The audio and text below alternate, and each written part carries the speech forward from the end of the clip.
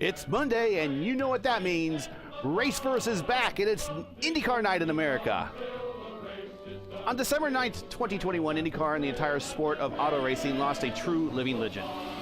Al Unser Sr., affectionately known as Al Sr. or Big Al when his son joined the driver ranks, Al's name will always be in the conversation of Indy's all-time greatest driver.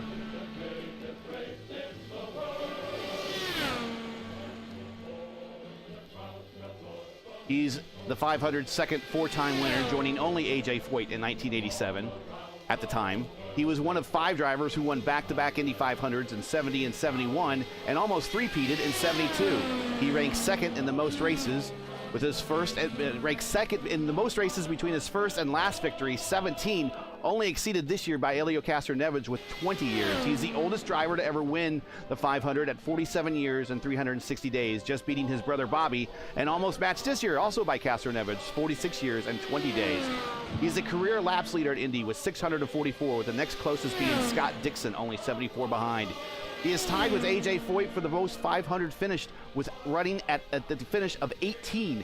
He is second in miles and laps completed, with the next nearest driver also being Castroneves at 258 laps and 895 miles behind.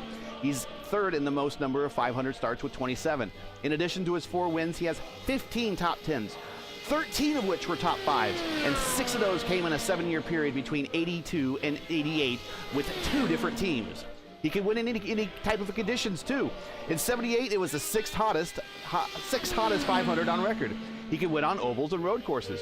He had 39 IndyCar wins between USAC and CART, ranking him 7th all-time between Will Power and Sebastian Bourdais. He's one of 3 drivers to win both the USAC Champ Car Championship and the CART Championship, 1 in USAC, 2 in CART. He's tied for 4th all-time with Ted Horn, Jimmy Bryan, Rick Mears, Bobby Rahal, and Sam Hornish with those 3 championships.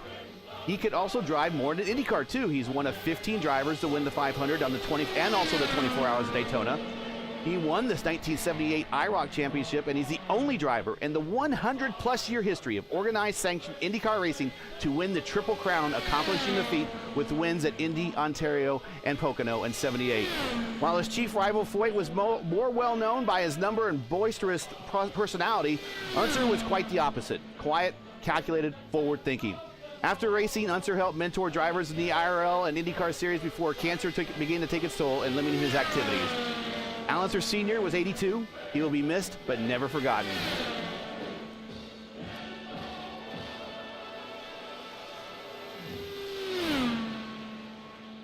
Hello again, everybody. I'm Gary Gonzo, and welcome to Race First coverage of Round 2 of Season 1 of the 2022 Monday Night Indy Fixed Top Split, coming to you from the racing capital of the world, Indianapolis, Indiana, and the Indianapolis Motor Speedway. Joining me again for expert analysis in the booth from the NHR eSports team and the Lionheart IndyCar Series is Stephen Larkamp.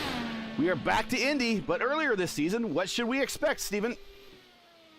Well, with the early season ebb and flow that we've been seeing, it's definitely going to be one of those races where I think it's going to be a bit less reserved than we would see if it was later on in the season with an established pecking order, as it were.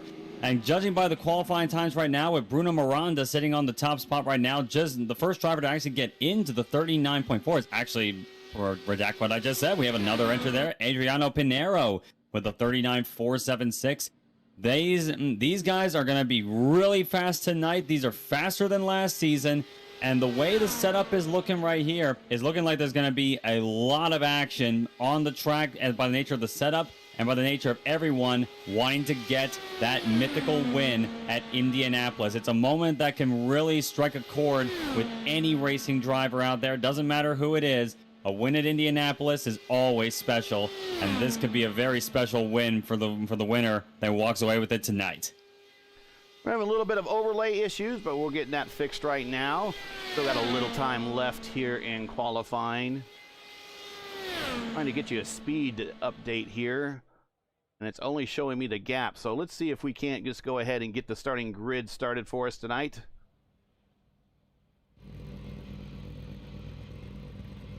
And go ahead with the starting grid on your part there, Steven. Go ahead and take it over. And as I mentioned before, the number 2 machine of Adriano Pinheiro, who had a dominant performance at Texas at the end of the season on the Monday night broadcast, he will roll off from the pole position with a 39.476, a blazing fast time for the Indy Fix Series. Alongside him, the number 16 of Bruno Miranda, who has had a lot of solid performances all throughout the year, comes close a few times. The bridesmaid quite a few times, but not the bride. Maybe he can change that tonight. Alexandre Ragon, another sensational qualifying effort for him in the number 8 machine, alongside last week's winner, Chris Wilhite, the winner in a great photo finish at Michigan. Row number 3 will be Guillermo Parkell in the number 9, alongside the 6 of Sean Dunham, another good performance at Michigan from him. Aaron Likens in the number 5 will start alongside our old friend Dakota DeMague on row number 4. He's driving the number 11. James Kennedy's number 19 machine will be rolling off 9th, and rounding out the top 10 will be the number 4 of Trey Shadid, who had a torrid run here on Monday night here at Indianapolis last season. Timothy Moore in the number 10 will roll off 11th alongside the 13 of Diego Pinheiro. Thomas Geisler, our old friend as well, will be rolling off 13th alongside the number 1 of Nick DeGroot, who had a terrible qualifying and said as much himself. The curbs are killer here, and that's what cost him any chance of a good position. Adriano Fraporti will be rolling off 15th and number 14 alongside the 23 of Gabriel Dos Santos. Marcio Baroni in the number 20 alongside the number 22 of Mark A. Murphy make up row number 9. Row 10, Alan Morea in the number 17 alongside Matthew Mercer's number 12.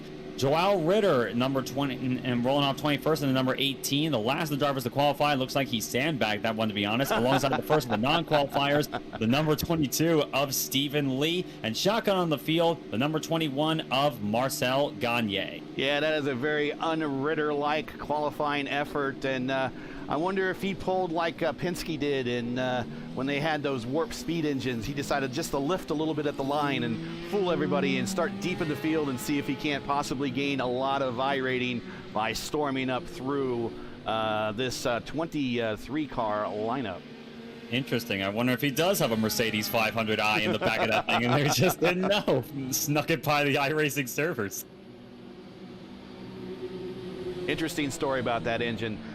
There's a number of videos out there on YouTube. Adrian Milwad has one that's very good about, he called it the warp speed engine, and how Penske tested that, and they really weren't successful with the engine making a complete run until they actually brought it to the speedway. It was that much of a work in progress. And back when they used the Concorde for the transatlantic flights, Penske would send his driver or his technicians overseas on the Concorde to bring back parts same day on the Concorde. Fantastic. And then that's definitely an era of flight that has gone by the wayside. Maybe we'll have that back in the near future. I've been looking at the stuff from Boom Supersonic. We might have SSTs in the future. I am a bit of a transport nerd, so that is something of interest to me, I'd say. Well, we got something a little bit slower, but with wings nevertheless on the north side of the racetrack coming through the North Chute. Here comes our 23 car lineup as they are going to around into turn 4, and it's starting down the main straight. The pace car will peel off here momentarily, and the Bread King car of Adrian Pinero will be under, the field will be under his command, and we are getting ready to go green. Calling the opening lap is Stephen Larkamp. Pace car pulls down. Pinero brings him to the line. We are underway. We are going Indianapolis, and a great start for Pinero. And Alexandre Vergon is brought along with them. Those two have worked together in the past, and they jump over Bruno Miranda pretty quick. Will Height tucks into P4, and Parkell has now got pressure from Sean Dunham, has actually gotten passed by Sean Dunham. He moves up into P5 as they head down the backstretch for the first time out of 50 here tonight. Speed shot coming right at you into your living room. Into turn number 3 they go. A little bit of a higher line there from Vergon. Trying to avoid the draft directly up that number 2 machine and give himself as much grip as possible. But it will be Adriano Pinero who will lead lap number 1. And right now, Alexandre Vergon tucks into second. Miranda third as they scramble for the high line here, which is certainly possible here. You got to be real careful, though, because that wall could jump out of you right quick, as Miranda probably figured out himself. Probably gave himself a little shock there. Yeah, a little bit more of a... I don't even think he slowed down. Maybe even helped him a little bit. But it seems to me, I've had a chance to sample the setup before we went live here, and it's very interesting to consider that with the tools not quite the way you want it to, you'll find yourself scrambling for the line you didn't necessarily want, but the line that you need, as it were. That if you normally think running here at Indianapolis, you'd be running along the low line in the middle of the corner. Not entirely so, at least in the draft anyway, because you're looking for as much aero and much air to flow over the car as possible to give yourself as much grip as possible and the best run out of the corner. And as you're seeing there with Vergon in P2, that may well be running a middle groove there and maybe even a high line if you're Bruno Miranda back there in P3. But these top 3 have started to pull up a little bit of a gap over the number 3 of Chris Woolheit. And right behind Chris Woolheit is the man of the hour at the point, up 3 spots is Dakota DeMaid. And let's go back a little bit further. Just as I was talking about Joao Ritter and his strategy, here he is, up 5. All the way up to 16th at the moment is Joao Ritter. I do wonder what's in the engine bay right now with that number 18 machine. Or maybe he's just... We're getting a big scramble off turn number 2. And we have one of the Neque cars. That is Diego Pirino. My man James Diego. Kennedy was one in the wall.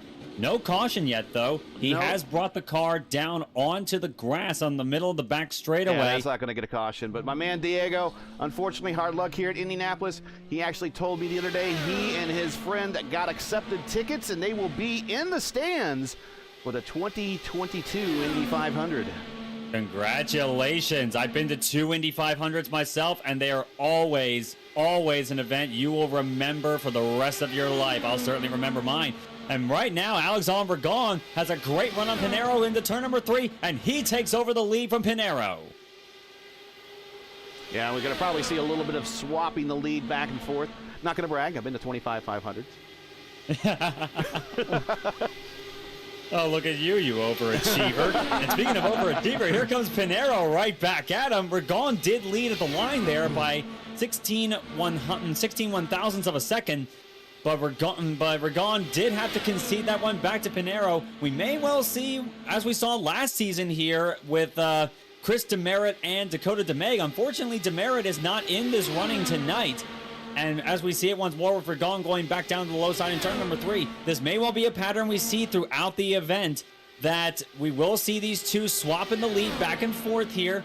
They're not going to be interfering with each other too terribly much, but it may well help them build up more and more of a gap over the guys behind them. Miranda's going to do his level best to tuck in behind them and go with them for as far as possible. But if they play it right, they may even start to break away from him as the tires start to wear in.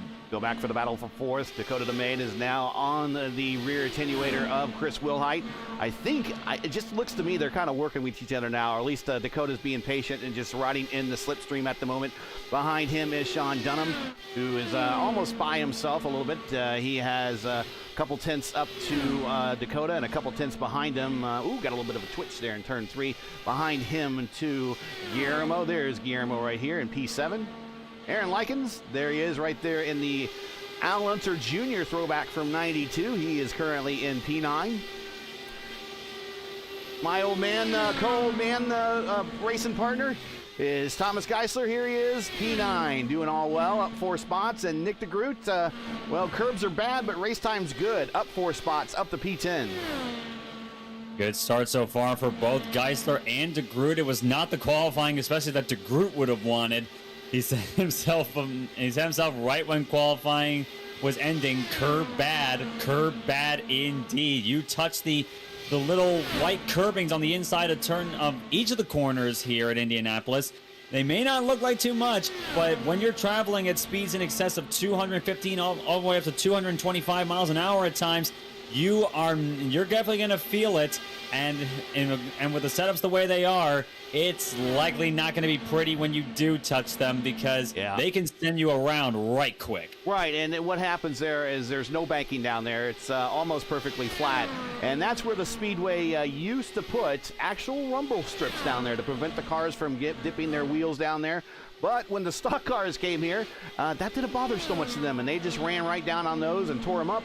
So the Speedway has since removed them, but the drivers have kind of made a habit of really not getting down to the concrete portion of the curbs all too often. Of course, those all were installed in at 93 after the 92 500 crash fest. And what those really they do is they provide a pit entry and exit road that's safe for all the other drivers, as well as safer angles of impact should there be an accident in one of the corners. And let's not forget that long ago time, even before I was born, because I was actually born the day before the 1994 Indianapolis 500. That long ago, there was no grass in between the in between the access roads and the track itself. That was just all asphalt. They could run down there to their heart's content if they wanted to. That was an actual passing lane. Yep, that was 93. They put in the actual the roads that you see there. But prior to 92, Dakota might have smacked the wall. We're watching him right now.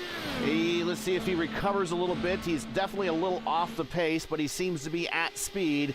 We'll see if he recovers a little bit from that. I was zooming in on him because he and Wilhite were having an interesting battle.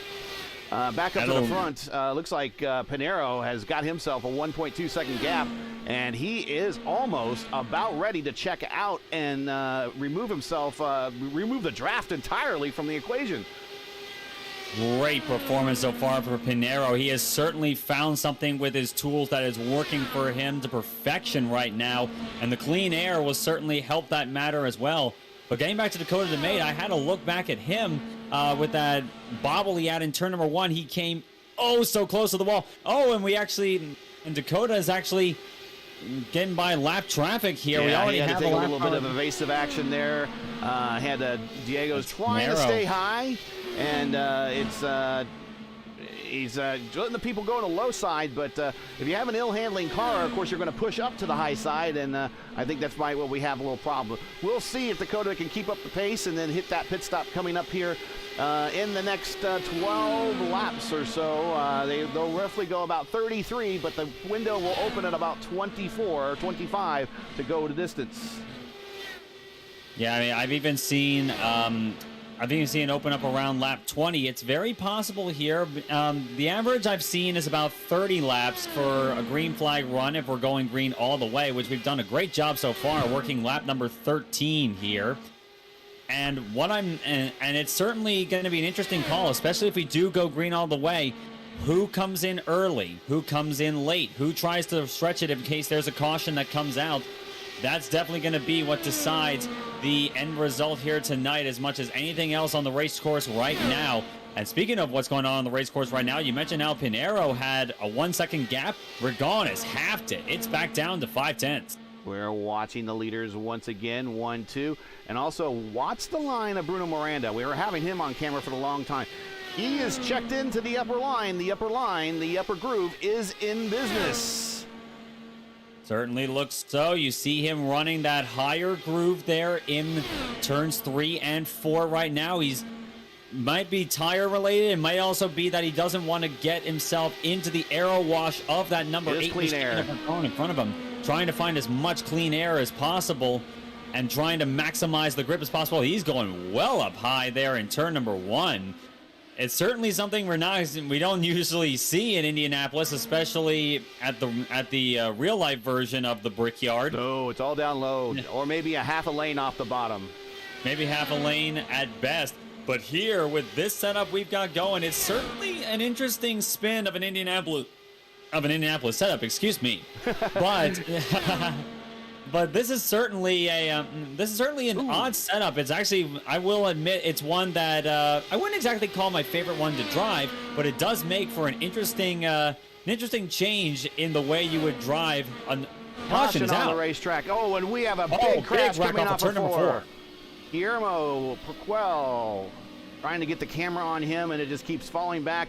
Looks like he has come around and smacked the outside and back to the inside wall. He has a wobbling left front. He is trying to get on around and get back to the pits. But he has he has a terminal car. Let's go back and take a look here, possibly to see in time here on the race first replay. Yet again, what Nick DeGroot said rings true. Herb bad. Parkell, not sure what happened there that led to him doing that, but he did touch his left sides on that curbing, and it did send him around and into the wall coming off of turn number 4. Let's take a look here in the inside in the cockpit. He just, he might have got loose going in because it got down to the concrete really easy. He might have got loose going in, and that was what really just finished him off. But there is impact there with Parkell, who started 5th, now currently is in 20th, and has brought out our first caution of the day. And I can see what you mean. The way he was handling that car going into the corner, it kind of gave the sign that he was dealing with a loose race car there, and it was something he was trying to compensate for. But unfortunately, the curbing caused the loose situation for him, trying to compensate for what was naturally occurring. So we have curbing 1, IndyCar 0 early on here, lap 17 of 50. That's the current score. Curbing 2 if you count Nick DeGroot. But behind the iRacing safety car once more, looks like we are going to have all the front runners coming down on the pit road here. One staying out there looks like will be a lap car. Yeah, they'll probably try to get the wave around on the pit camera here. Everybody coming in, hitting that 60 miles per hour pit road speed limit. Also go back and watch some of those older races, back as almost as late as 92, I believe, but certainly go back and watch the 82 finish for the Indy 500, where they had no pit road speed limits. And when Rick Mears came flying down pit road and got held up by a slower car and gave him the old boot and came down, got his pit stop, got his wing fixed. Oh, and we are going to get a car. Oh, Miranda. No, I'm sure Wilhite, but that might be Miranda. That was a terrible pit stop for Pinero there. He know what happened there. Lost 4 position. spots. I don't know if he didn't hit his spots, didn't hit his marks or what. But yeah, go back and watch that 92 500. That is or 82 500, and how they came down pit road. And then later in the race, basically the pit stop that won the race for John Cock, where he just flew down like his car is bouncing all over the place, and it's just unbelievable. They used to come down with no pit road speed limit. I believe the original pit road speed limit was like 100, 120, which even then is really fast. But now there's 60 miles per hour, and it just feels like you're at a complete crawl. Yeah, it's glacial by comparison, and that really goes to show how much things have changed, that there was no such thing as a pit speed limit back then. But looking back at Pinero on that pit exit, the pit stop itself was fine. He didn't miss his marks, but he was slow getting away from his pit stall there. I'm having another look at it once more to see What exactly Now, happened here? I've seen that where you don't, and I'm looking at Dakota. He's up to P5.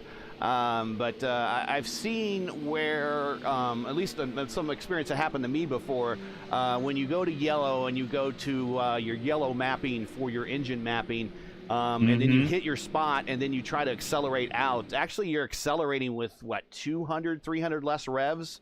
Or trying to come up to speed with that less of a, because I think standing still the cars are like at, what, 3,000 revs? But yeah, when you that's go to, their idle. Yeah, but when you switch to engine map 8, you'll actually watch the revs drop down. So I'm thinking that he might have been at engine map 8 or something like. He could have just, he maybe his foot slipped. I don't know, but it's a possibility. That's what happened, and that's what kind of caught him. But I think he has the pace to go back and pick this up. But the thing is, he really needs to get his passing done in the first couple of laps before it really starts getting into the parade that we started to see here with that first stint. Exactly. Time will be of the essence for Pinheiro on this restart, and I do think the map 8 scenario coming off the pit road is what happened there. I was looking back at it once more. He was in first gear and he was just slow getting away from the box, and I think that may well have been him stuck in fuel map number 8 there, the lowest setting we've got, which is what you run when we're behind the pace car. But so not exactly what he wanted tonight, but he is still very much in contention for this. But he has to make haste on this restart here. He's got Alexandre Rigon, Bruno Miranda, and Chris Wilhite, our new leader and the winner last week in a great photo finish against Nick DeGroot at Michigan. Can he make it 2 for 2, I wonder? Michigan and Indy used to be 2 crowns. 2 jewels on the Triple Crown calendar. Of course, that used to include Indy and then Michigan in the midsummer, and then Pocono a couple of weeks after Michigan, all 500-mile events. And then they ceased that. They ceased that when Pocono closed, but Michigan actually replaced Ontario. And we'd like to see the Triple Crown come back someday, but that would involve having the Michigan and Pocono back to the IndyCar schedule. Hopefully we'll see that. Undergreen going right. I don't know what happened, but Pinheiro, Joao Ritter went wide. Speaking of Joao Ritter, we were talking about him before, started 21st. He's now in the top 10 right now as Wilhite leads them away. Good start for him. Miranda tucking in right behind him there. Rigon going with him. Not the best start for Pinheiro, though, and as we said, he needs to make this time while he can. And now he's under pressure right now from the 11 of Dakota DeMay. He's gonna be in a fight that he did not want to have going into this race. No, and he's going high there in turn 3. Dakota is right with him. Doesn't look like Dakota has any damage or has any ill effects from maybe kissing the wall, maybe not. There earlier on in the first stint. Didn't look like he did. Yeah, but he is. Looks like he's lost a little bit of ground based upon possibly a bad exit off of one of the turns.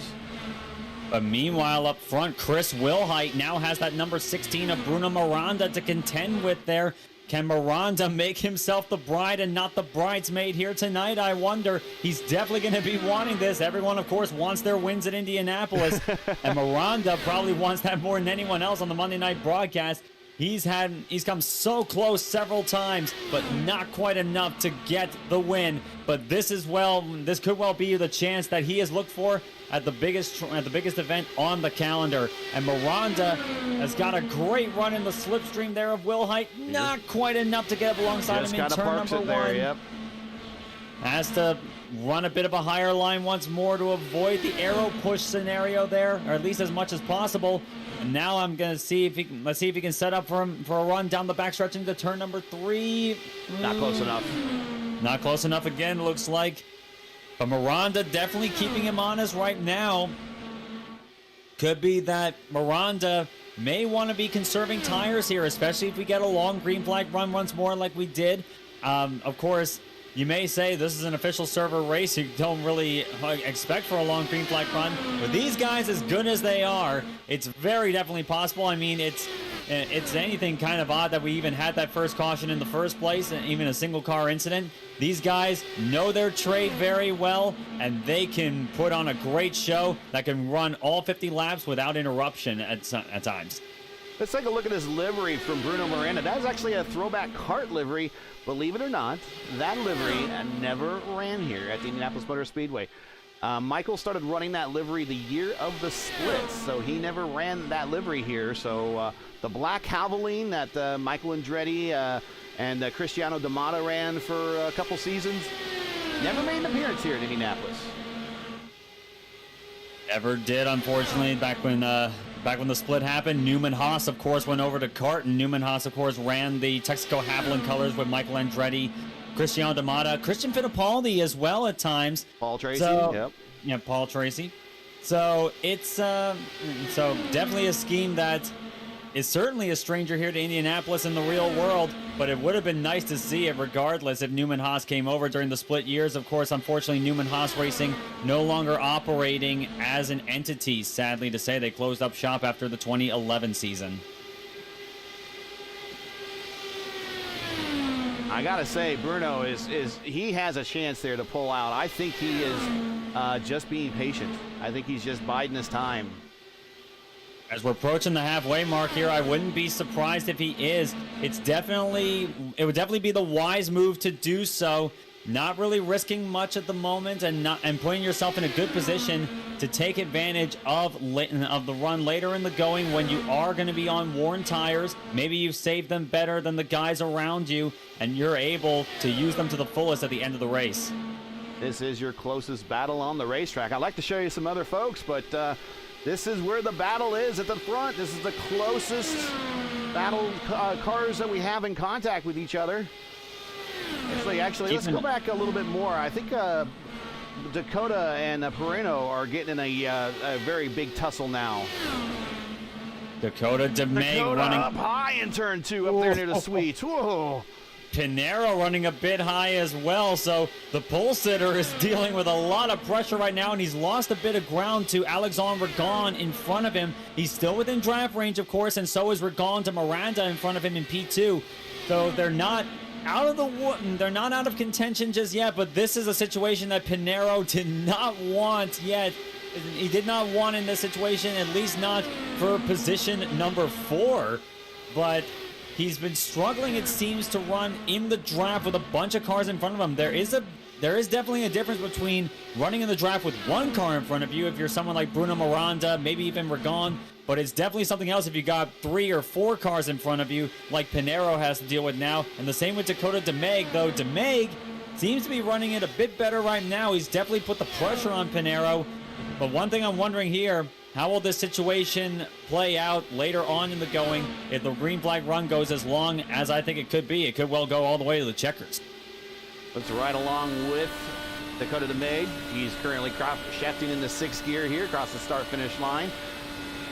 Down the 5th gear going into turn 1 with the south end of the racetrack. We're paralleling 16th Street here in Indianapolis, going over the tunnel that provides access to the outside of the track. Turn 2 Sweets, home of the famous wreck by Tom Sneva back in the 75 500.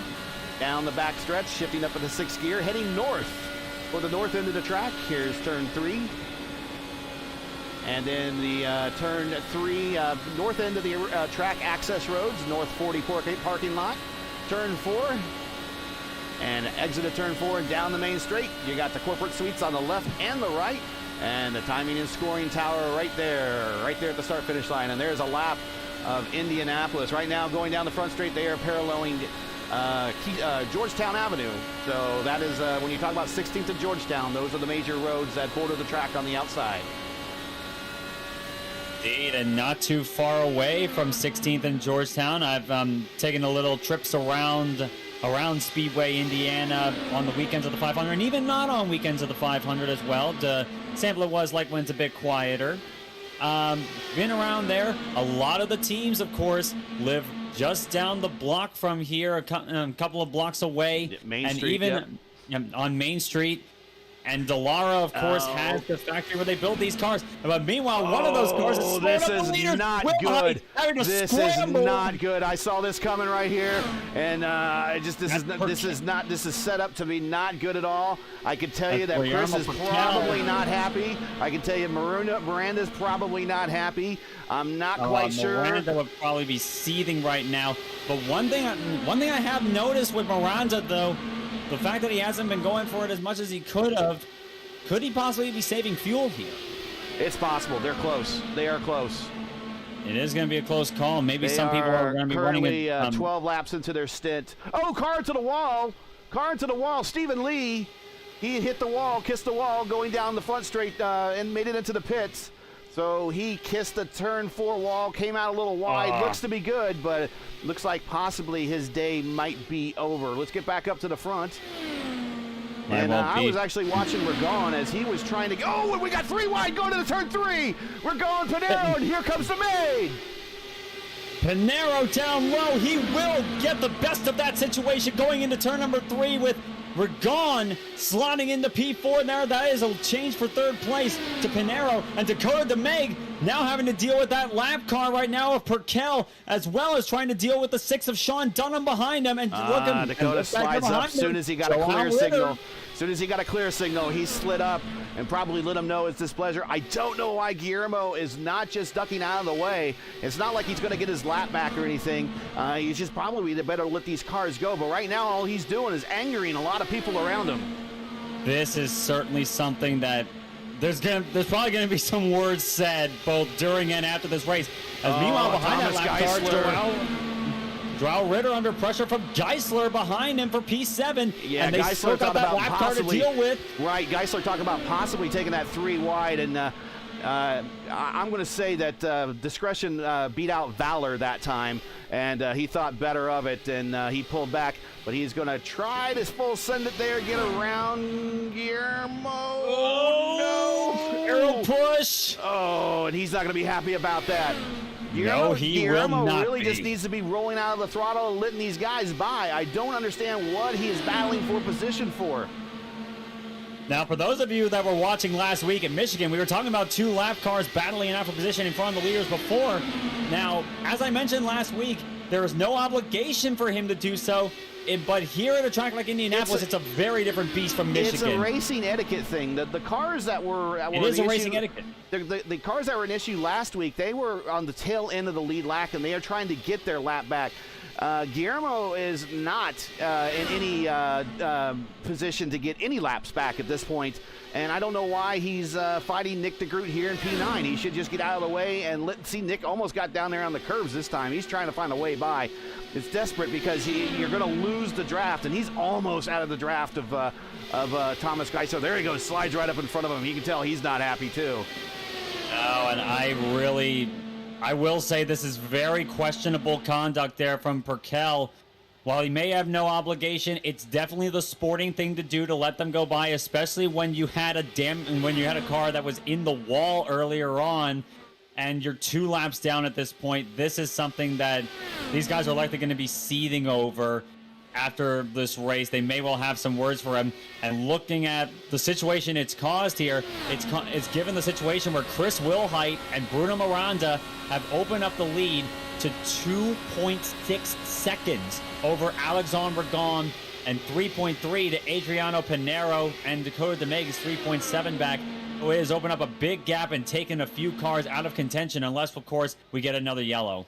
Top 10 has made their way around Guillermo Parkell, and right now the top 2, that's exactly what Miranda is doing, is he's just simply biding time and helping push Wilhite out to a gap. Right now they got about a 2.5 second gap back to P3 Ragon. And currently exiting right there off of turn 2. This is definitely going to be beneficial for them. They're not getting in each other's way here. They're working well together, and they're just gonna save their energy for the end of the race. As Bobby Rahal would say, for 500-mile events, you try to preserve the car for 450 miles to sprint that last 50. Of course, we're not quite running 500 miles here. We're only running a quarter of that. But here, this is definitely going to be a situation where you're going to be saving your energy for the end of the race. You're going to be sprinting those last 10, maybe even 5 laps to try and get the win. If you're in Bruno Miranda's situation here, there's no need for him to go for it right now. And I especially would wonder if he is saving fuel right now for the end of the race to give himself as much of an advantage as possible. It wouldn't surprise me, probably be for the better. Well, unless something happens to P1 and P2, that is your battle for the win. I don't see Ragon, Pinero, and DeMaid running down P1 or P2. with speed, other than an issue of maybe P1 and P2, then has a conserve for fuel and they can run full rich in the back. But I don't see the old day where the sprints could come from all they needed to do was turn up the wick and go. Just with the aero push with these cars, it just doesn't make that possible. Well, one thing I'm wondering here right now, because I've just had I'm having a look at lap times right now.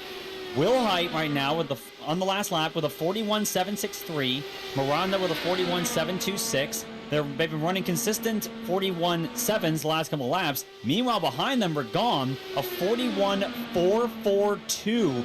And coming around off of turn number 4 this time, I'm going to compare them once more as we end lap number 38, beginning lap number 39. Faster. And once more. Faster.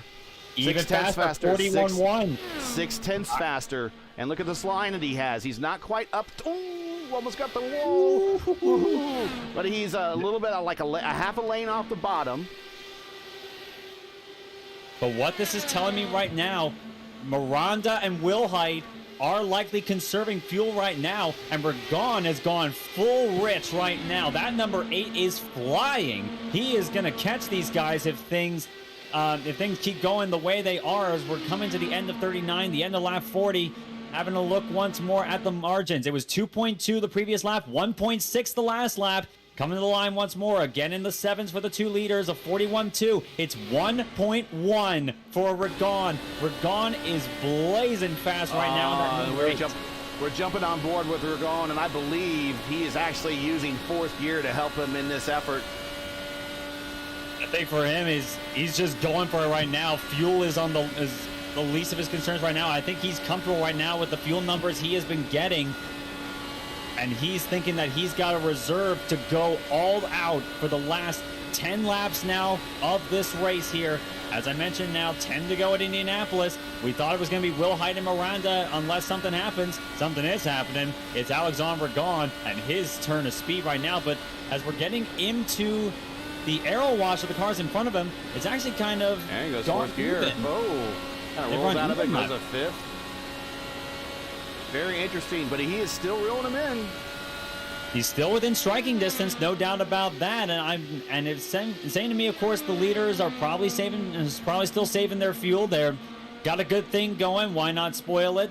Especially when there is that aero push we got to consider. If we all remember that Ragon is going to have a harder and harder time closing in the gap as he does get closer to those cars in front, because of the air resistance. That time he was 2/10 slower. It was a 41.673 by Miranda, a 41.863 by Ragon. So once you get to that wash, see, that's what I was saying. It's just virtually impossible with these cars, with the way the aero wash works, to do that drive from the back and storm up to the front, like you were saying that the patented Rick Mears, save the car for the first 450 miles and then bring it up to the front in the last 50.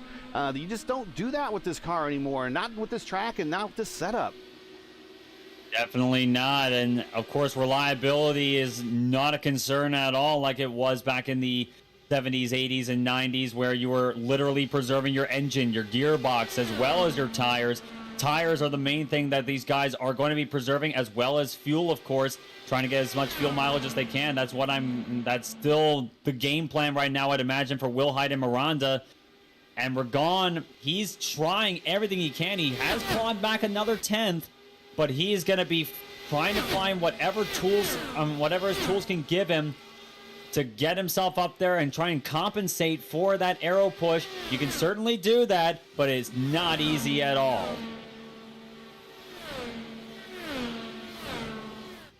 And looking at margins once more, Will Height and Miranda cross the line.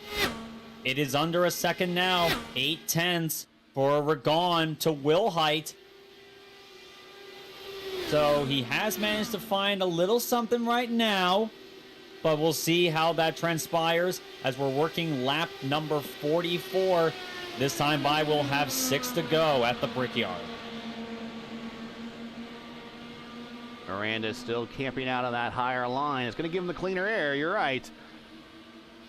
26 laps of this stint. So they got 7 to go. Fuel is going to be an issue here, guys. 27 of the stint, 6 to go. Math is telling me it's going to be right at the very edge. It's like 33. You can go 33 laps on a tank here. And they've been racing really hard at the front. I can't say Will Hyde has saved any fuel this time. I could say Miranda probably has. It's going to be really tough now doing the math. And you could do the math too. And you could tell me, what do you think? It's certainly, I know Will Hyde has definitely got it in a different engine map setting than what Regan was probably running for a good while there. He's definitely going to be trying to save as much as possible, but he doesn't have the advantage of running in the draft that Miranda does, so Will Hyde is probably on the back foot here. I'm reminded of what was said in the commentary booth for the 1992 Indy 500, where Scott Goodyear was trying to run down Little Al, run down Al Unser Jr. with his father Big Al running third. I might note that this wasn't a situation that they were in a situation to save fuel. It would be an advantage for Scott Goodyear to stay in second place behind Little Al. It's probably an advantage now for Bruno Miranda to stay behind Chris Wilhite for the time being, and hoping that Wilhite hasn't done enough and he will cough on the final lap of this race. We're gone within a half second. 6/10 back. He's clawing away inch by inch, trying to get up there. 4 laps to go at Indianapolis. This is very reminiscent, at least of the fuel mileage, the fuel gamble of the 99 500. Robbie Gordon and that Team Menard car coming to the end, trying to make it. Miranda to the lead. Trying to make that fuel mileage work. And I got to think that possibly Miranda said, okay, Wick's going, we're gone, see ya. He's saying it's go time right now as we're coming to 3 to go. Here's and here comes the weave trying Here's to break. The snake.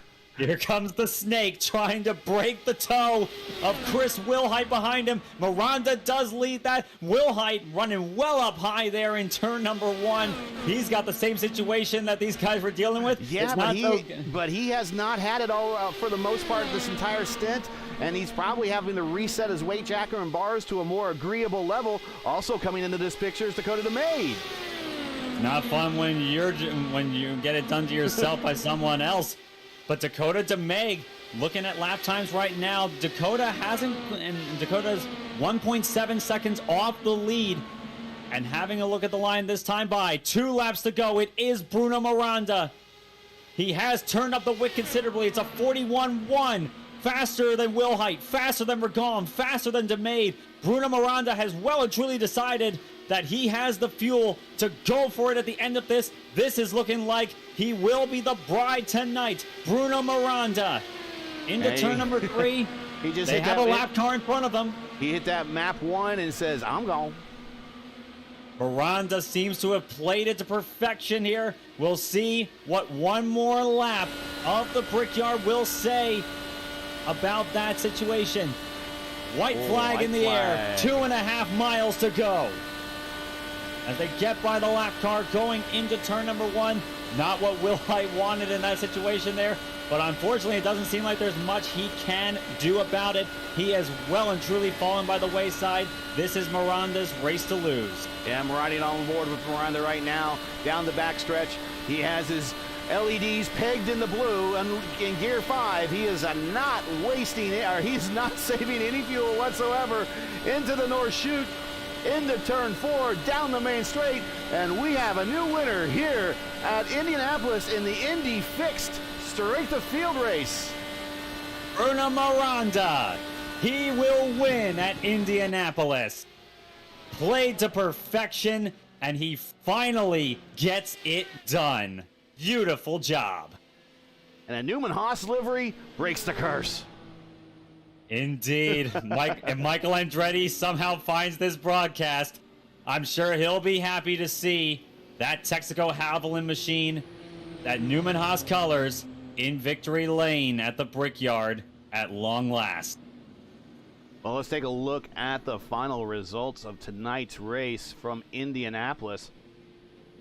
And actually looking at it, I think Wilhite is coughing. He ran out of fuel on that last lap, as we thought. He's actually just coasting there. There's no engine sound coming from that thing. He is out of gas. Yeah, he makes it to the entry of the pit road there in turn 3. So your winner tonight, Bruno Miranda, followed by Chris Wilhite and Alexander Ragon is your top 3 and podium. Your top 5 is Dakota DeMid and Adriana Pinero. Thomas Geisler with another great run, another top 10 stellar run from him as always. In P6, Sean Dunham in P7, Aaron Likens P8.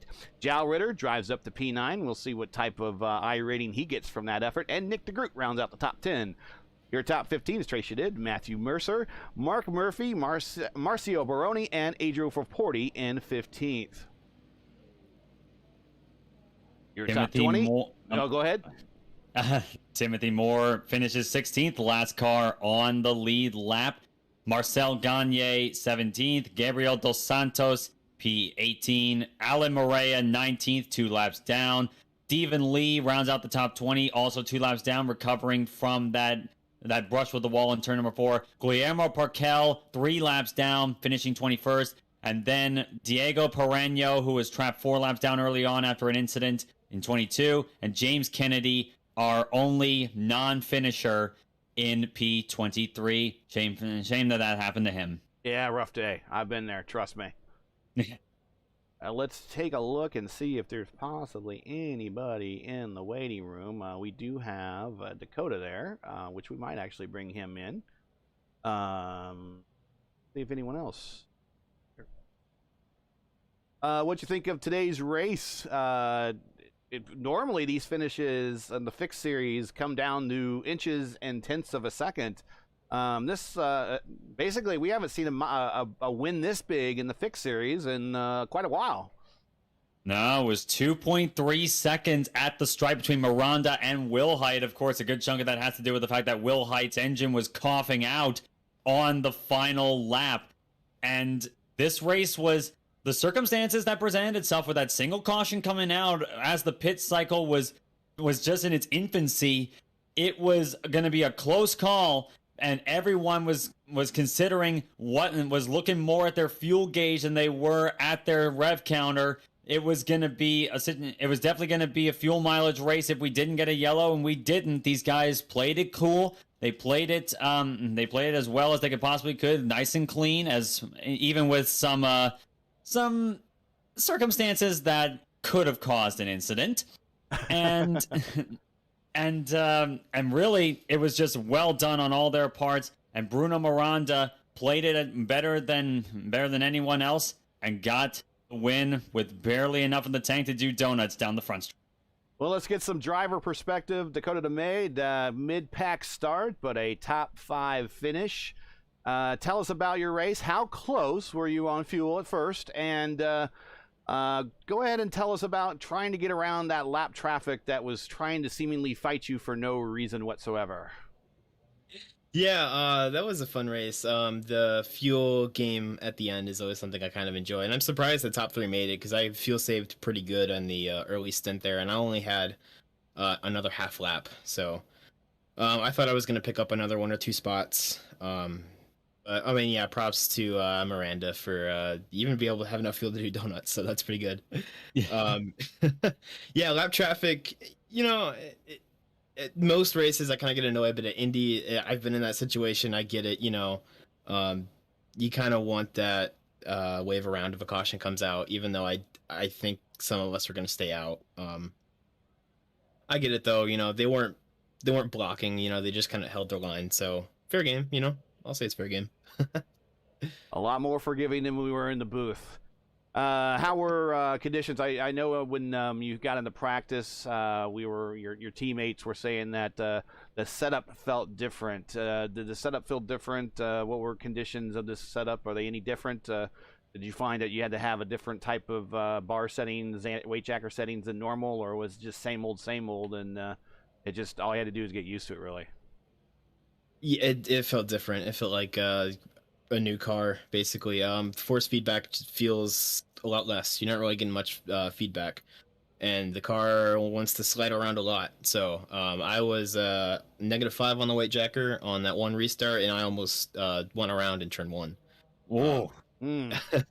That's really saying something. Basically, as soon as I took that race setup out for the first time, I just put the weight jacker straight back because I was like, whoa, this is getting weird. And I was able to pass those two cars right away, so I think I figured out the weight jacker before they did. So yeah, it was good to move up the field, and I basically just kept it at -7, -5 the whole race. So yeah, it's definitely it's also tough to pass too. Dirty air felt random at times. I don't know. I guess I just kind of need more practice there. But sometimes you could like directly follow a car, and other times you just couldn't. Turn 1 especially, you just couldn't follow, which is weird. Because usually I kind of feel that in turn 2. In any line. Highline felt okay. The Highline felt good later on. Okay. In the race, in the stint. So yeah, definitely need a lot of practice for to when we really get to a competitive race, either here in FIS or the Indy 500s this season. So that's right. You're defending champ of the Revolution IndyCar League. Their next race is here, so you kind of got a leg up on a lot of those guys. So good luck there. Congratulations on the top 5. We did not see you run last week. Did you get a chance to run some Michigan, and how'd you do there? No. I kind of heard it was just a death race. So Dakota's going to use that for his drop week. So he starts off his season with a top 5. I'm checking chat right now. Six Flags 48 says someone should put Parkell in the wall. Okay, good. This is chat. Chat's allowed to have their own opinion. Now, Jal Redder's saying it was a very difficult to follow cars, and we could actually see that here on the broadcast, and we could hear that with Dakota. So, yeah, very much. Seems like kind of follow the leader type bit, and then once you get close, then the wash pushes you back. But Dakota, next week is Iowa, which we know that you have some experience there. Thoughts with the Indy cars at Iowa before we let you go? I don't know if the setup's changed or not, but if it's the previous setup, that we ran in VOR, I'm feeling pretty good. Iowa, it kind of tends to be a luck of the draw race as well in the fixed series, so. I got my first IndyCar win at Iowa in iRacing because everyone else crashed.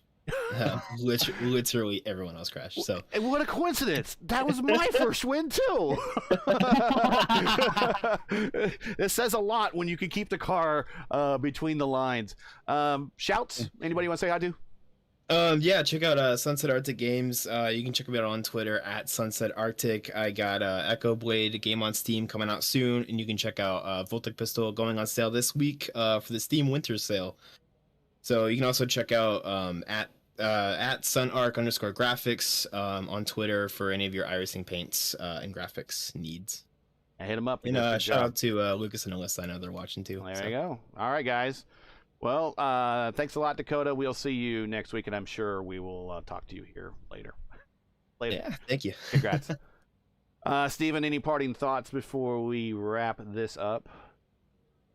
Indianapolis has certainly made a lot of memories once again, and for Bruno Miranda, I'd say he's going to remember this one pretty well. Expertly done. It was not quite the race we expect to see in Indy fixed competition, but it was certainly a well thought out event nonetheless. And the top guys in the series, they did not disappoint once more. Iowa, this is going to quite a contrast, I'd say, going from the legendary 2.5 mile rectangular super speedway here at Indianapolis, going all the way out to Newton, Iowa, a track I've actually been to before in real life. It couldn't be more different. Mm-hmm. I think that one, as much as this one was a fun one to watch, that one's going to be a treat as well. So if you're looking at this aero shot we have of the infield Indianapolis Motor Speedway, yeah, you could fit all of Iowa inside the Indianapolis pretty comfortably there. That's the size comparison. And we got to compare and contrast. Real quick. We've got a pair of contrasting weeks here because then after Iowa, we go to the first road course. So it's going to be a while before we see the 200-mile-per-hour speeds, but we'll see them with the extra wing element and extra downforce here the next couple weeks. Yep, and of course, you're talking about, I mentioned the 2.5 miles of Indianapolis, a track already so big you could fit the smallest country in the world, the Vatican City, in it. I'm not even kidding.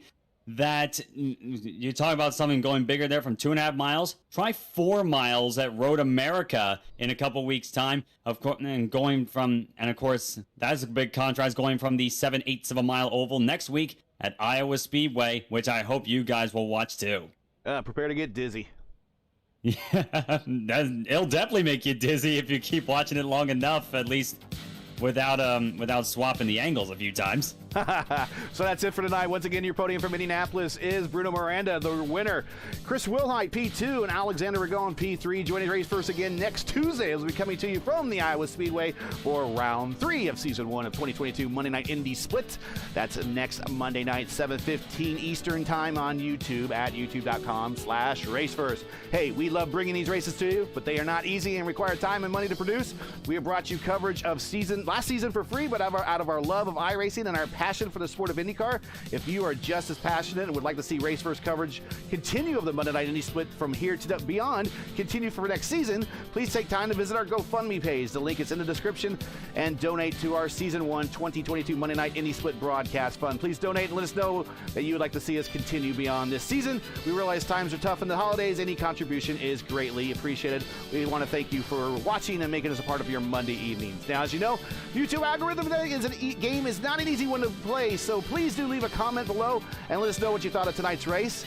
If you enjoyed tonight's coverage, support us by smashing like on the video, and if you're new, click subscribe while you're at it. Hit the bell for weekly reminders so you don't miss out on more of Race First iRacing programming, including our exclusive coverage of the Revolution IndyCar League's Schaefer Cup IndyCar Series on Wednesday, and starting January 11th, it's our return of one of the most prestigious IndyCar leagues in all of iRacing. It's the Midwest Kidney Warriors Formula Indy Series. Join us. Our coverage of FIS kicks off its 3rd season at Suzuka Circuit in Japan right here on Race First. For business inquiries and to learn more about Race First and what we do, visit racefirst.com or follow us on Twitter. You can follow me, Gary Gotso, on Twitter at Gary Gotso. So for Stephen Larkamp, everyone at Race First, I'm Gary Gotso saying happy holidays to all our men and women serving in the military and as first responders. Godspeed, God bless, and come on safe. Thanks again, and we'll catch you next week for the next race of the Monday Night Indy Split. Good night.